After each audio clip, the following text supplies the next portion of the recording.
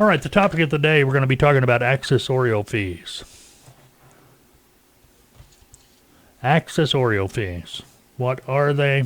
How do you impose them? And all that fun stuff. An accessorial fee. Well, first of all, understand that the base fee to move a load from point A to point B, we're going to call that the line haul. So if you got a load of, I don't know, lumber going from Atlanta to Dallas, maybe that load needs to be tarped. Well, what you're going to have to do is first calculate the line haul. Line haul, you're going to figure out how many miles it is from point A to point B, Atlanta to Dallas. Let's say it's 793 miles, give or take.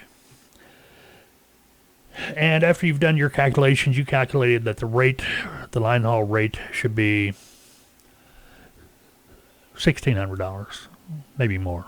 We'll just go with 16. All right, now what about the tarp pay? That's considered accessorial. You see what I'm getting at? Now, we're going to add money to the line haul rate for that load. That is going to be considered accessorial. It's going to be tarp fee. Now, how much is tarp fee? It varies. Matter of fact, it's been my experience. If you go to a customer and you try to get the customer to pay a tarp fee, maybe it's the customer says, yeah, I got this load going from point A to point B. They've given you their rate. And you say, well, what about tarp fee? They're going to say it's included. Generally, that's what they're going to say. What I always do is I will take the rate and I'll add money. I'll put money with it, to give the truck something for tarp fee. If you ever tried to tarp a load, it's work. It's work. It's hot. It's sweaty. It's dirty. And if it's in the wintertime or if you're up north and it's cold, those tarps, it's like unfolding plywood. I mean, it really is. It's rough. And, it's work. Drivers should make some money off that. Now, generally, if they say no, they're not going to pay, again, you can throw something to the truck for tarp pay. But any accessorial fee is anything added to the line haul rate that it could be additional pay. It's additional pay to the line haul. That's basics of what it is. It could be a truck order not used fee. Now, what is that exactly? Truck order not used. Maybe your customer called in a load and you got a truck. The customer sent you the paperwork. You sent the trucking company the paperwork. It's a done deal. All of a sudden, you get a call from your customer. Hey, sorry, man, that load fell through. We're not going to be able to do it. It's not ready yet for whatever reason. Now you've got to hit your customer up for a truck order not used fee. Most brokers have no contract with a customer for a truck order not or any accessorial pay. But shippers generally know they got to pay it or they're going to get a black eye because people will know they're not paying it.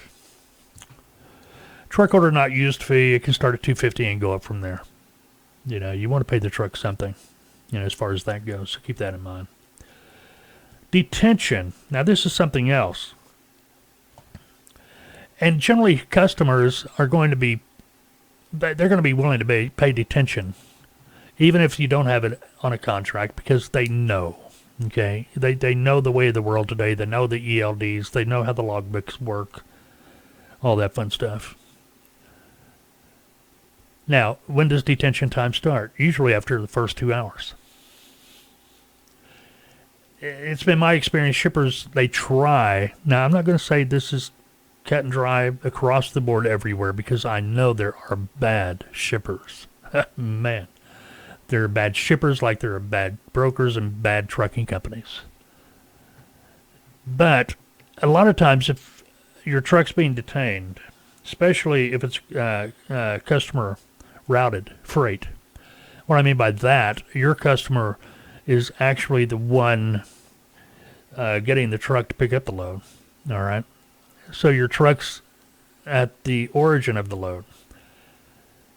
And you get a call from your trucking company. They say, hey, we've been here for an hour. They haven't even backed us up in the dock yet. Is there anything you can do? We'll call your customer.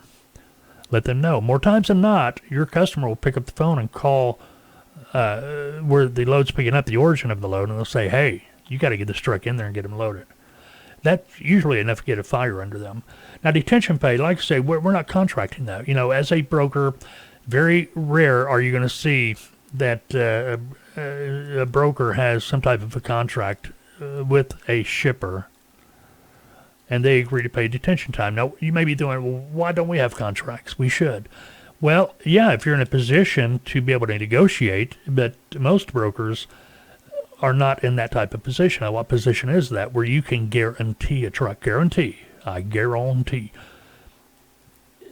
Because you don't know. In the beginning, when you're first dealing with a customer, you're dealing with ifs, air. You're negotiating with air. And until you get to the point to where you're not going to be able to negotiate, at least a contract. But again, detention time, yeah. You want to try to get it. Most customers will pay detention time if you ask. You pass that on to the truck. Layover, tarp, extra stop, lumper fees. Let's talk about lumper. Lumper, Lumper, lumper fee, or even a driver assist. If you're not familiar with that term, that is a lumper is one that a driver can pay to load or unload their truck so they don't have to. Lumper rates can vary. I mean, I've seen them as low as $75 and $100, and I've seen them as high as $300 and $400. If you're a broker and you're dealing with a lumper fee, where the customer has agreed to pay for the lumper, you need to find out an exact dollar amount before you put anything on the confirmation to the carrier. If your customer, if they say, yeah, we pay 100% of the lumper, okay, take that with a grain of salt, okay? Because the last thing you want to do is tell the truck, yeah, we're going to pay 100% of the lumper. If you do that, you're going to get a invoice, or you're going to be billed $700 or $800. You're going to be billed top dollar, some type of ridiculous amount because you said 100%. That's what you put on the confirmation. That's a contract. They're going to hold you to it, and I don't blame them. The way I used to do a lumper fee is simply I would put on there, we'll pay 100% up to $100. Anything over $100 has to be approved. So that way they know. If they don't get approval, and if they don't get approval and the lumper charged them $250, sorry, Charlie. A lot of trucking companies, I don't know why they're not following the load confirmations, and they can be fined for that. Matter of fact, a load was moved for us here a while back. On every load confirmation, you expect a call from the driver when they're loaded and empty. Those are 2 mandatory calls from a driver on a load. This driver didn't bother to call either time.